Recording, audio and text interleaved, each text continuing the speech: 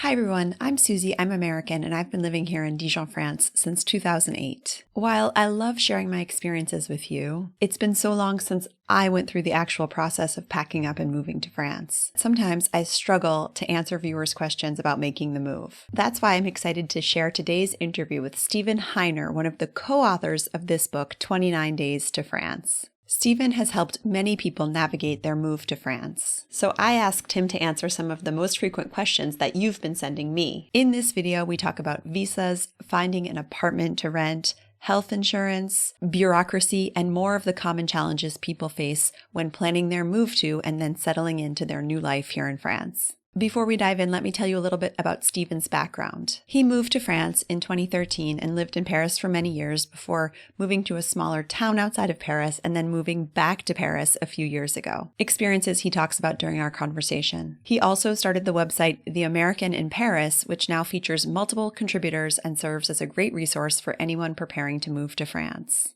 And here's something exciting. We're giving away one copy of the book Stephen co-authored, 29 Days to France. If you'd like to enter for your chance to win and sign up for my email newsletter if you haven't already, just scan the QR code here or click on the link in the video description below. All right, let's jump into this informative conversation about preparing for and settling into your new life in France. First, we started by talking about different types of visas that people can apply for to come and live in France. So I was wondering, based on your experience, what types of visa are most common? What types do people most frequently qualify for? And what is kind of the timeline when people are applying for visas? Sure, there's all kinds of interesting ways to look at things. I suppose we should start with timeline is you cannot apply more than 90 days out, which is frustrating Okay. for some Americans who want to, let's say, plan a year in advance, say, I want this to be all set up, and they don't realize that that's the general rule for most countries. Even for any type of visa, they don't really want you to apply very far in advance because I think the way that they should think is lots can change in a year. So 90 days out is when you can apply. So if you're planning to move a year, you have to step forward thinking everything is going to turn out fine. You really won't get your visa until that final 90 days. I personally, when I applied, I think I applied on day 89 and something like the earliest that was possible. And as far as the United States goes at the moment, we're looking at 7 to 10 business days at the latest that it's going to be returned to you. So, and we haven't seen a change from because an agency called VFS Global was running it for a few years now. It's TLS, and we haven't seen a change in processing times. So 7 to 10 business days, you'll get it back, or you'll get a decision for no. I'll start with the easiest visas first. Au pair visa, the student visa, visitor visa, and then we spiral into special categories of profession libérale, which is starting your own freelancer business, passeport talent, which is maybe if you want to acquire a bed and breakfast or build a more muscular corporation. Or inside passport talent is also a chance for you to be a special category tech worker. It's somewhat analogous to the H-1B visa in America. So they're trying to attract tech talent. Or vie privée. Vie privée is if you are engaged or married to someone who has status in France already. Either they're a resident or they're a citizen of the European Union. So you would then have rights. That's probably one of the most muscular visas you can get that doesn't rely on any of your talents. You just happen to be with somebody who gives you that ability. So going back to the easiest, what you have to keep in mind about every single visa application is everything is window dressing except for one crucial thing. So for example, the au pair visa, of course, they're going to ask your name, healthcare, where you're staying, etc. But if you don't have a contract with a family, your visa is not going to get approved. Student visa, you can have everything filled out, but if you don't have an enrollment at a school, you're not going to get approved. Visitor visa, the primary thing they want is proof of income. That can be proof of income via a job that you have, or it could be income from savings. Now, the reason this has been recently disputed and hotly fought about in Facebook groups for years is because there's ambiguity about taxation. So immigration, as far as we've seen, we've helped hundreds of people over the years get visitor visas based on remote jobs. So from the French immigration side, remote working is fine. French taxation side, no. you need to declare that remote work. However, declaring that income for remote work violates the conditions of your visitor visa because it implies you're working in France, and the visitor visa doesn't allow it. So it's a paradoxical position between two agencies who are probably equal to each other, but are not coordinating their policy. So immigration authorities decide whether you can come to France. The Department Director of Finance is giving you the documents that really matter for a long-term stay in France. As you know, a 10-year card or citizenship, they want to see your tax returns. And part of those tax returns are making sure that they're filed properly. So we've had a recent change because the tax office has issued clarity on this that digital remote work is considered real work in France. So we've told people if you want to stay in France long term, you probably can't do remote work on a visitor visa. I'm happy to talk with people about that in a consultation. I don't want to take up too much of our time with that today.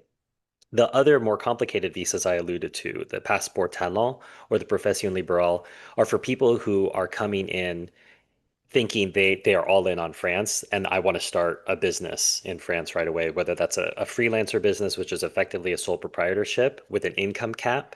So you can only make so much money on that.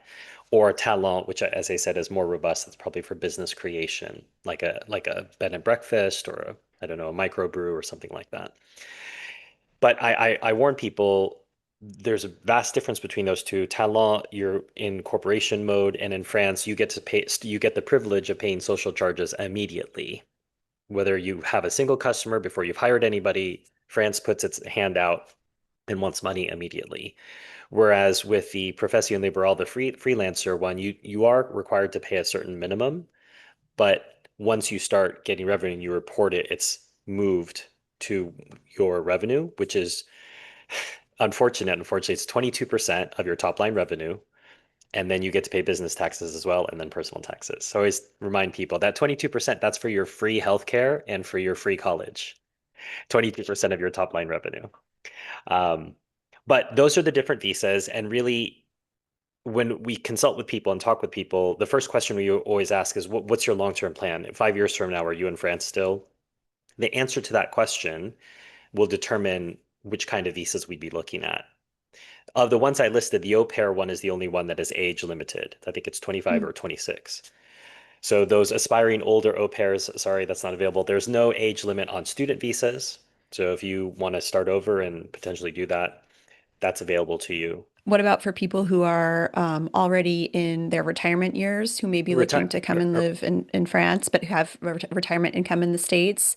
Which Mhm. visa do they normally qualify The, for? the visitor visa is fine, Okay. and that they're the idea of retirement income source that is not considered remote work. So they don't run Okay. into that problem that people are starting to run into with a visitor visa. So that's Okay. totally fine.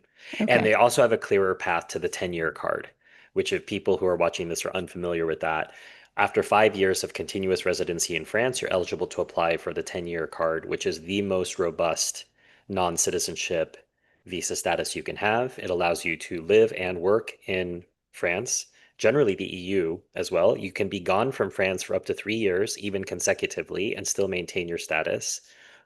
And it requires you to have anchorage in France. So for retirees, they don't have to have their income here, but they need to show that they have income. And right now, the language test is at A2, but it's been mooted to move to B1. Hmm. So you're going to have to pass a B1 language test, which, I mean, if you've For been in the France, 10-year carte de séjour. yeah. But there is an age exception for retirees. I think over Oh, 60, over 65. I don't okay. think that's there, but that may, there's changes happening right now with Okay. citizenship and residency around the language test. And Okay. maybe they will not exempt the elderly, but the elderly exemption has seemed to exist for some time. So I'm confident that that will be the case. But after 5 years, I want to push people to think positively about getting to B1. It's not Hmm. going to be that hard if you make some efforts. If you just stay Hmm. in an Anglo bubble, no, you won't get there. Next, Stephen talked about how to think through the process of deciding exactly where in France you might want to live. The other question I wanted to ask you was for people who are moving to France and who may be sort of weighing the pros and cons of a couple different cities or a couple different areas, different regions in France. Do you have some advice for how people can settle on one or potentially several, I suppose, different cities or regions, assuming that they're looking outside of Paris, because I know a lot of people maybe wind up in Paris. 100%. I understand that. We help people all the time with looking at different places. We're big advocates for the scouting trip. If you're Hmm. going to move your life here, it's going to cost a boatload. Investing a little bit in a scouting trip in which you spend 3 or 4 days in the locations you're interested in and just get a sense of it. And even then, it's going to be fleeting. To really get a sense of a place, you need to be there 2, 3, 4 weeks. But I'm not proposing to people that they spend 2, 3, 4 weeks in 3, 4 different places. I don't think that's viable. But you could spend 2 or 3 days in 2 or 3 different places and just get a sense and a feel of things. There are a ton of resources available on the internet now, whether they be blog entries, whether they be YouTube videos, that did not exist back in 2013 when the blog started. So I would push people to look at testimonies of people. We live in Béziers. We live in Montpellier. Here's what I love about the Basque Country. Whatever it might be, do the research. I do point out to people that outside of the metropoles, you are going to need to be more proficient in French unless you choose to live in the Dordogne or another Anglo bubble. And that will cause challenges in its own way, good and bad, you could say. But it's the same criteria you would use looking at American cities. So if you're thinking, I'm thinking about Denver or Seattle or wherever it might be, you're going to weigh the same pros and cons. If you're out in the countryside, you're going to need a car. Then you're going to need to look at driver's licenses. Not all American states transfer. There's something like 24 or 25. And we've had a workaround strategy I've been telling people about for years, which is if you are not in a state which has swappable status with France, look for a state in which you have a friend or a family member, get an address there, get a driver's license from that state, and then come over with that driver's license and then swap it out. So that way you don't have to go through the trauma of a French driver's license exam, which involves trigonometry. I might I've note been that for through it. people. I did it. Well, Susie I is came part of out the alive. she's part of the elite. But but If if I you if I don't can do it, anybody can do it. well, I wouldn't say that. There's plenty of people. Joe Start has a very good book called French License, which goes through the sort of trials and travails of getting it. Susie's not giving herself enough credit, but it is not at all as easy as an American license or No, even a UK license. So it was painful. swap if possible. That's the best bet. Does that answer that question? Like, I'm thinking about how isolated I am. Do I need to have a car? What's the weather like? How much French am I going to speak? Where do I want to go? Am I a hiker? Do I want to be close to the Pyrenees, the Spanish-speaking mountains, or do I prefer the German, Italian-speaking mountains? Where is it that I want to go away on for the weekends, and where am I placed for that? Do I Hmm. like the sunny climes of the south of France, which has a totally different feel from Dijon or the north? Then we talked about strategies that people who don't have a French employer or French payslips can use to find an apartment to rent.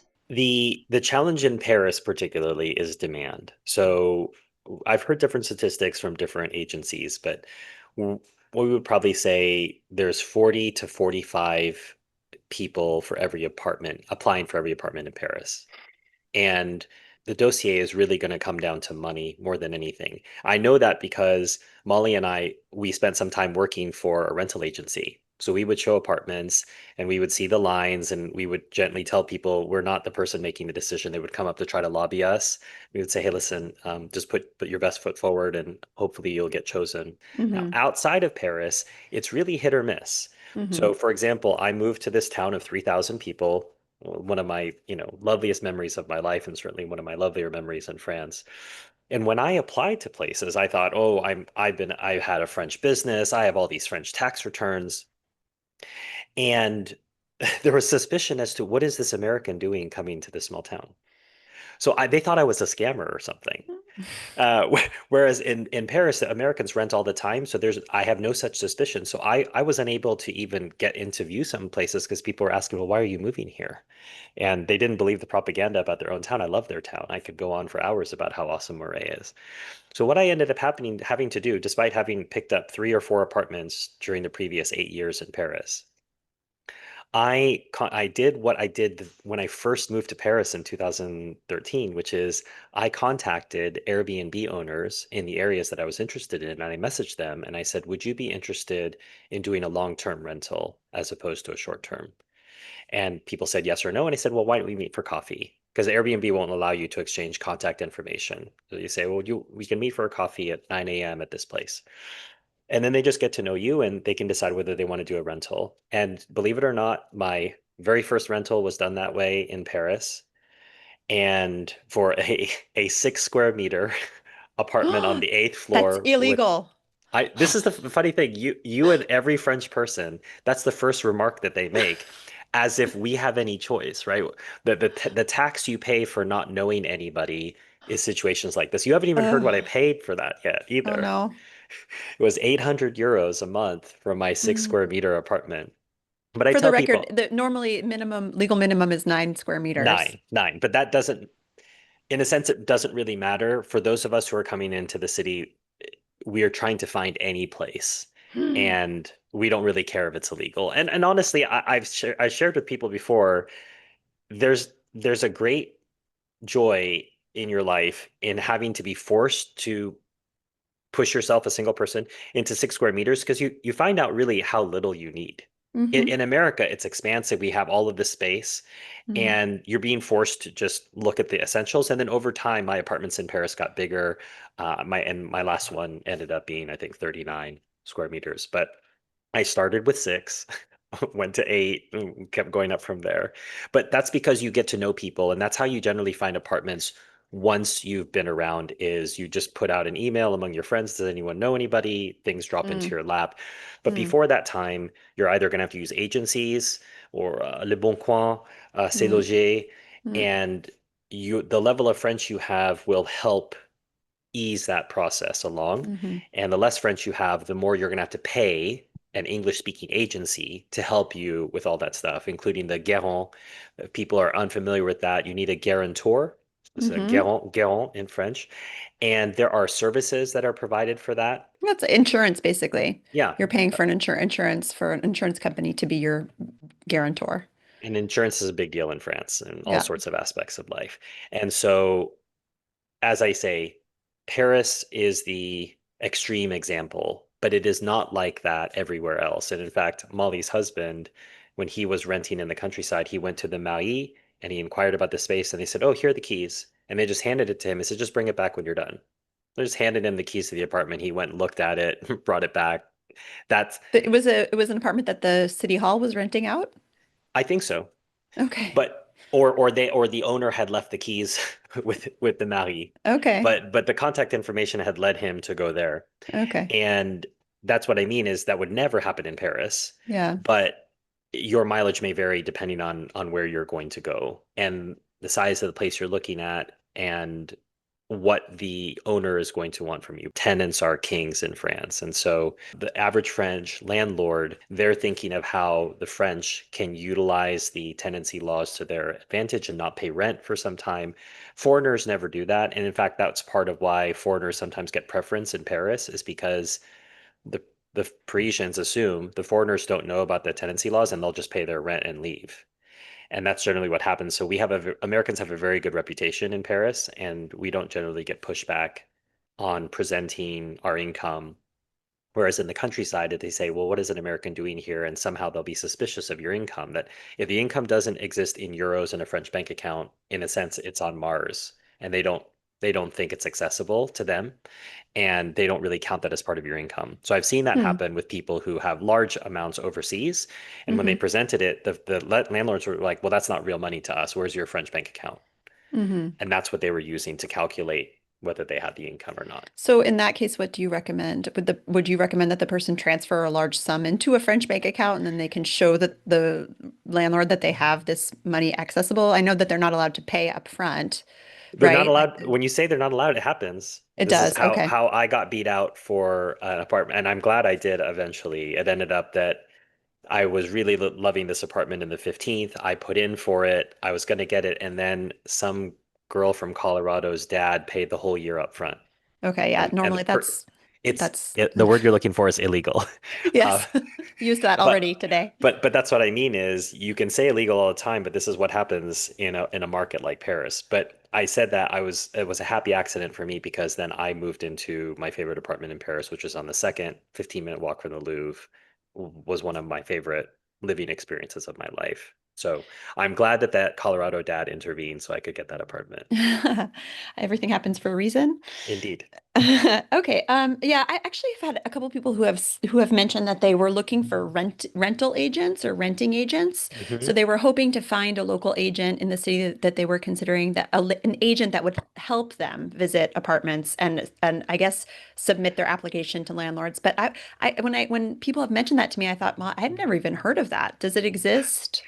I Well, mean, in there's Paris, I many. assume there Yeah. must be tons of services for foreigners in Paris, but in other smaller cities around France, do you just have to get lucky and find a nice real estate agent that is willing to help you out, or do those services actually exist in other parts of the country? So, as you noted, in Paris, there's a proliferation of them. I want to say there's four or five that come to mind right away. And if people want that, I can give links that you can put in the description of the video, so that can get people there. And they have Google reviews, and people can check those out for Yeah, because at themselves. one point you also in the book, which we haven't even talked about yet, but we will later, you mentioned something about rentals geared to expats, and I wasn't even familiar with what that possibly could be. Is this what you're talking about? Yes, a lot of those Okay. agencies have apartments in their inventory in which the landlords have specified not to rent to French tenants. Hmm. And it's their right. They can rent their apartment to whomever they want, but part of why they can do that is they can command more money because non-French don't really know what the market is like, and they just think, well, that's what it is. And usually those apartments are furnished. So Hmm. you can command more for a furnished apartment. So yes, the first part to your question is correct. Paris has, I want to say at least four or five, if not more, English speaking agencies that are going to help you find upmarket furnished apartments for a fee, and you're going to have to pay that fee every year that you keep that apartment. Hmm. So Okay. until you break away from the agency, that's how they make their money. Hmm. Some they cap it. They only charge you the fee the first 3 years. That's something for you to figure out.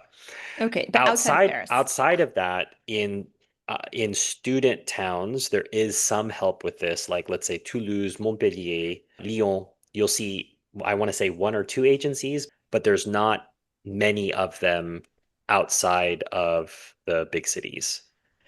But you could ask one of the larger cities to help you, and they can work within their own network. So maybe you could ask one of the Paris agencies and say, I'm looking at a place in Bordeaux. Do you happen to know anybody there? And they may be able to, even though that Bordeaux person doesn't have a website or a presence Hmm. potentially. So, Hmm. well, I encourage people, just as I did with the who would think to message an Airbnb host and say, would you consider a long-term rental? That's very out of the box thinking. I encourage people, the worst thing you can do is be told no.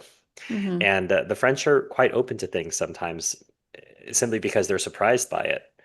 And they think, okay, well, yeah, sure, we could possibly do that. And I'm proof of that in my own living situations. I've been able to pull that off twice with two different people in two different localities. Then we talked about some of the challenges that people face as they're adjusting to life in France. And Stephen shared some advice about how people can comfortably settle into their new lives in France. Based on your experience with working with many people who have moved from elsewhere to France, what do you find that people struggle with most frequently during the moving and integration process? And do you have any advice for how they can overcome these things? And like what types of problems would you say people come to you looking for help with the most? Well, they don't normally come to us looking for help with what you're talking about in the sense of, I'm really struggling with my life in France. What we're trying to do is give them the equipment and the infrastructure to deal with that ahead of time. And so I think we're probably proactive in dealing with those problems and those questions. So I'll try to answer that question backwards from the Hmm. origin. What do we tell people to think about? So part of that, one of our biggest priorities is learning French. And that has to be at the top of your list if you don't speak it coming in, which most Americans do not speak French coming into France. And whatever you might do, I think I worked with a private tutor for a year, and I call that the difference between studying French and learning French. French is very much a language that once you're immersed in it, you can make so much progress so much faster than sitting in a classroom and comment allez-vous? That's another, sort of joke thing. I remember that's day one of French class for everybody. I've been asked comment allez-vous, I think exactly twice in 10 years in France, right? I try to explain to English speakers, it's like saying, Sir, madam, may I ask, how are you doing today? Like we would never say comment allez-vous, but it has been said to me twice. But I don't so much believe in classroom learning as I do in immersion. So find opportunities. I went to a place called Alpine French School in Morzine in the French Alps, and we would have classes in the morning and ski in the afternoon. So I made progress in both over a 30-day period. And I went into that, I would say there's a line in French of afraid and not afraid. And I was on the afraid side of the line. Am I going to mispronounce this? Is this construction correct? Is the tense right? But after a month of just being pressured and forced every day and corrected, I came out of that not afraid. And I knew I would make mistakes, and I was okay with that because I had so much more confidence. I had more tenses behind me, I had more vocabulary behind me. And without French, especially outside of Paris, because Paris is very English speaking these days, outside of Paris, without French, you're going to be at a major disadvantage, not just for everyday things when you go to Bricorama or Leroy Merlin or to Carrefour, but just with friendships. How are you going to have a conversation with a cheese lady? You're going to need some French to be able to do that. So learning French is at the very top of the priority list, and it's one way to make you feel alienated and unable to cope. You can look at all the Facebook groups and repeating story over and over. We moved to Arles, and after 11 months, we're heading back to San Francisco. Or I really struggled in Bezier meeting friends, and always the common theme is we didn't speak French. And you thought Mm. you were going to move to Arles and not speak French, and things were going to be awesome for you. So learn the language as quickly as possible. You don't have to speak it before you come, but do your best. There's different options. Alliance Française is very cost effective, or what I did with Alpine French School, that's probably a little bit more expensive. But there's lots of options to immerse yourself 2, 3, 4 weeks at a time and go for it. Secondly, closely related to that is being integrated into the social life of France, Hmm. whether that's something like Meetup, which caters to French people who are interested in speaking English, or On va sortir, which are catered for French people. So you're really going to be much more muscular with your French if you do that. So go out, meet people, have conversations, do language exchange where you are meeting more people. You're not only going to get insight, but you're going to start to feel like a regular person again. I try to tell people all the time that I've moved many times in my life. I was born in Singapore. My family moved to America when I was 9 years old. I think kids adapt really easily, but my move to France in my mid 30s, that was one of the most difficult things I've ever done in my life. I didn't know that at the time. I was so excited about the move, but as I look back and I've told people over the years, I said, if I knew how hard it was going to be, maybe I wouldn't have done it. But the idea of melding into a new culture helps you to deal with those difficulties. The third thing beyond that, making friends, speaking the language, is your own relationship to your work and to your family and friends. Can you visit your family once a year and get your fill and then go back? Um, is your work done in such a way that it keeps you on whatever path you're on in France, whether you have a freelancer visa and you're building a business in France, or whether you're working remotely and you have a career in another country? That is also going to tie to your integration and how you're feeling about things. And I think apart from that, and this ties into your long-term narrative, what they'll ask you on your citizenship application and what they'll talk to you about in your citizenship interview is what are you doing in France otherwise? They'll ask, are you traveling in France? Do you join any associations? Do you have French friends? Um, What are your what projects? That was one of the yeah, questions I got. right. So what do you like about France? You the interview is a breeze if you're doing all that stuff, Hmm. as opposed to, oh, I've got to come up with this narrative before the interview. Well, if you've just been living life in France and you've been developing a life in France, then those things become much easier. But I tell Hmm. people, don't be discouraged because it's hard. Living in a different culture at an older age is an extraordinary thing.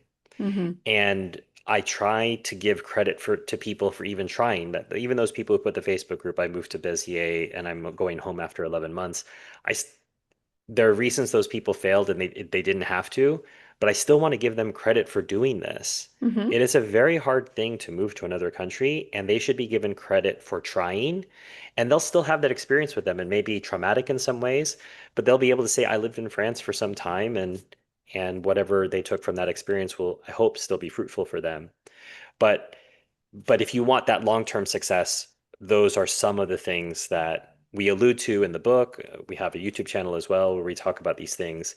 But those are building blocks: language, friends, work, and your relationship to your tribe outside of France, and building that tribe in France in different ways. Then we talked about the type of private health insurance that Stephen recommends that people get and the type of plan that he suggests that people use until they finally receive their carte vitale and their access to the public health system here in France. Access to the French healthcare system, a lot of people don't realize because the conditions of the visas, you have to come in with healthcare, which people Mm-hmm. usually obtain through Cigna Global or some other plan. I tell people get a monthly plan, don't pay for the annual, do a high deductible, and when you get here after 90 days, you can put in for a carte vitale. We have instructions, and again, we can put a link to that article on the website in the description of the video. And you can then apply, and once you get your carte vitale, you can cancel your Cigna Global or whatever other health insurance that you have, and then you're in the French healthcare system.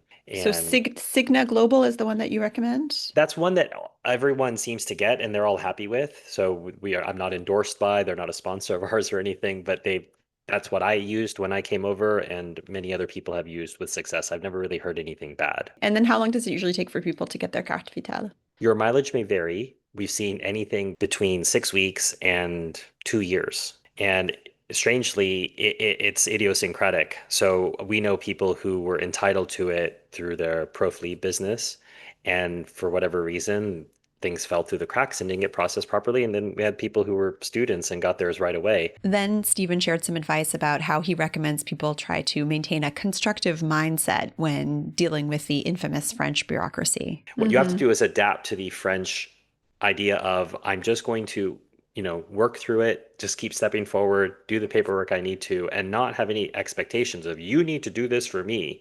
I want to see your manager. That doesn't work in France. Telling you right now, don't have that kind of expectation. Be a lot more relaxed about it and just realize even the French have to go through this. When it's not as if there's a separate bureaucracy for French speaking people and for English. We're all in the same. In fact, in some ways, since the digitization post-COVID, it's easier for us, I think, the non-native French speakers than for the French. So they have the same trauma about bureaucracy that we do, but they've adapted to it. And I would just encourage you to take that adaptation, just being patient and work through it and know it's unpleasant for everybody. Mm. The secret for dealing with French bureaucracy, I always tell people, is the person who is working through your application, their main priorities in life are chatting with their friends at work at 10 o'clock and 2 o'clock when they take their coffee breaks. And anything that messes that up irritates them. They want to look at your application, work through all the check boxes, do it, give it back to you, and go take their smoke break with their friends. And so just do everything they have for you. Have everything that's there, have extra documents they didn't ask for ready in case they do ask you for it, and you'll make their day. That's what they want. They don't want to be irritated. They don't want to stop the process of just checking boxes. Make their life easy by allowing them to check the boxes easily. I have honestly never had any issues with French bureaucracy. Like everything, it's taken time, yes, but as long as I've followed every protocol, I have followed every protocol, and therefore everything has worked out. And I've never had a long delay or a That's the secret. rejection or anything. Like it's just been like, okay, I'm gonna just do what they tell me, basically follow the instructions. But That's great. I've never had any issues. I've gotten very lucky, I think. Then Stephen shared about some of the surprising experiences he's had since his arrival here in France. Going back to what I had said, it was the eighth floor apartment, no elevator, 6 square meters. I look Oh, it back was on at the it eighth now. floor? You You're didn't right. mention that before. Okay, wow.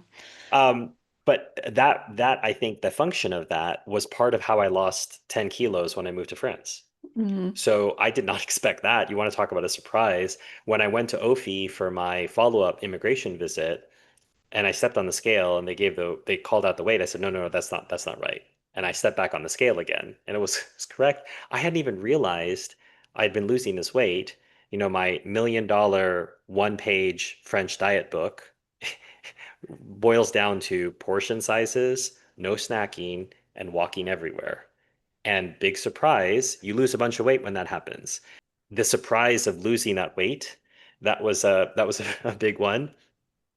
Dating in a different culture and dating Mm. people from different cultures. So it's not just French people that you'd be dating, particularly in a city like Paris, which is so international.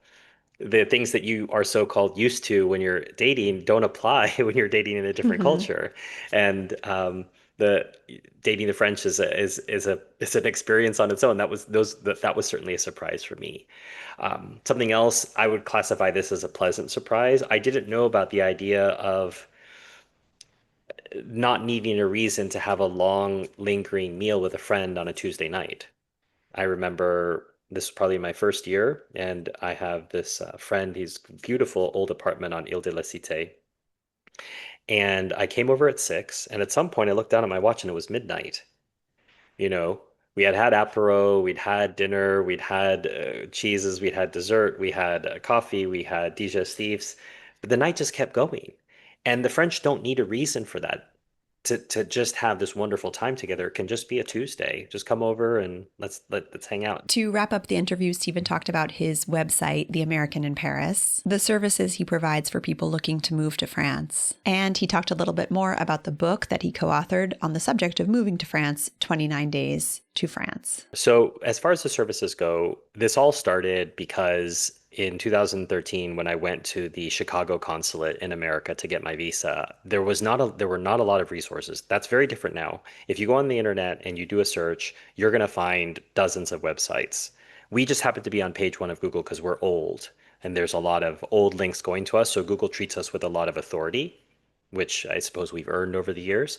But that very first blog article was just here. I took photos. I said, okay, here's what the front of the consulate looks like. Here's what you're going to do. Explaining that the interview, quote unquote, I went in a suit. I practiced with my French tutor. Like maybe they'll ask me questions in French. I'm going to be ready to go. Interview in visa land for any country is basically we need to verify you are you. Is this your passport? Are you this person? They do a visual verification, and you're basically putting forth a legal contract that I'm trying to come to your country, and there's a trail. And then when you come to France, then there's a corresponding, is this the person who showed up with this visa? So I went in there, I thought, oh, this is going to be an interview. This is a serious thing. No, you just go and you need to verify you are you. And I was so excited when I came out of that. I wrote this blog entry and I said, hey, feel free to use this. And I had people emailing me pretty quickly after that saying, hey, I printed out your email and I got my visa and, I'd love to buy you a coffee when I come to Paris. And I thought, free coffee, but great. And then not long after, I said, "Hey, could I pay you to help me with this?" I said, "You want to pay me money?" "Oh, okay, sure. What do you need help with?" And I get the same questions over and over and over. Mm-hmm. And when you do that, you realize, well, it would just be easier for me to make a course. So I made a video course for a couple of the different visas, for the visitor visa and the profession liberale. And we created that course for people who would be willing to just buy a course. But some people still wanted to talk to me personally about their own issues. And so then we set up a consultation. And then a few years ago, Molly and I and Gracie just got together and said, well, why don't we write a book? And this would be more, you could say, instructive and do what we had hoped. If we had to do it all over again, we would have wanted that book as a resource. And so Mm-hmm. you've had a chance to look at it. You can see it's designed as a workbook effectively. So when we say Mm. 29 days, each day is covering a different subject. You could obviously read it in 29 straight days and do a different exercise every day. That's up to you. It's whatever pace you want to take. You can take the days out of sequence, but it's arranged before, during, and after. We're trying to get people ready for the move. When they move, we're trying to get them handle your electricity bill goes here, your friends go here. And then we revisit after your first year, what are the things that you are doing to adapt? How are you progressing? And so we've divided the book into those 3 sections, and each of those sections is dealing with different parts of the immigration experience and the journey. And so each of those exercises are geared to help you with that. So we've talked about what's your why. The exercise at the end of that day is tell us your why, explain it. Obviously, it's for them, it's their workbook. Another is setting a date to move. I often tell people I knew a year in advance I was going to do it. It was December 13th, 2013 that I moved to France. And I knew that in December of 2012. So I just set that date. I couldn't get my visa, but I did buy a one-way ticket. And in June of that year, I remember telling a friend, I said, oh, gosh, I wish I had 6 more months. But that's the problem is you're always going to want more time. But if you set a deadline, you're going to have to be finished by that time. If you have a one-way If you have a ticket out of plane the country, ticket. yeah, if you Yeah. have a plane ticket out. So I tell people set a date and work towards that. And part of the practicality that I exercise, which we encourage in the book, is do not move out of the country and your apartment on the same day. So move out of your apartment 30, 60, 90 days before you actually move. And if you want, you can stay with family. It's the last you're going to see them for a while anyway, or stay with some friends. And that way you've moved out, you've got your security deposit back, you've closed out your utilities, and that's happened sometime before you're leaving the country, as Hmm. opposed to, well, I'm moving out of my apartment and the country in the same weekend. That is a crazy idea. Don't do that. Don't create more stress for yourself. There's a lot that you have to do to get ready to move to another country. And another accident, you could say, of that for me, which then ended up being incorporated into the book because Gracie, Molly, and myself all felt the same way, is less is definitely more. I came over with In terms of four, stuff that you bring. yeah, I came over with 4 suitcases. As a single person, 4 bags was plenty. Susie did it with It's two. a You lot. you can get what you need, and I would try, especially if you're not sure how long it's going to be, call in a favor with a friend or a family member and say, "Can I just put some stuff in your basement?" Or if you want, just get a storage space. After that first year, you will think, "Oh, I need that skillet or I need that frying pan. It's in that box." And when you go back, you will grab it if you really, really want it. But the reality is most of the times you'll find, and this happens not just with international moves, but even domestic ones, you'll find you really didn't really need that stuff. But mentally, it's hard to go through that exercise Yeah. emotionally of clearing out as you're getting to move. That's why I say there's so many events that are happening to get you over the water that sometimes it's hard to also do the get rid of all my stuff thing. And so sometimes that you Yeah. can defer that for a year and give yourself grace and time to do these tasks. Do not stress yourself out and try to pull off the move in 60 days or 30 days.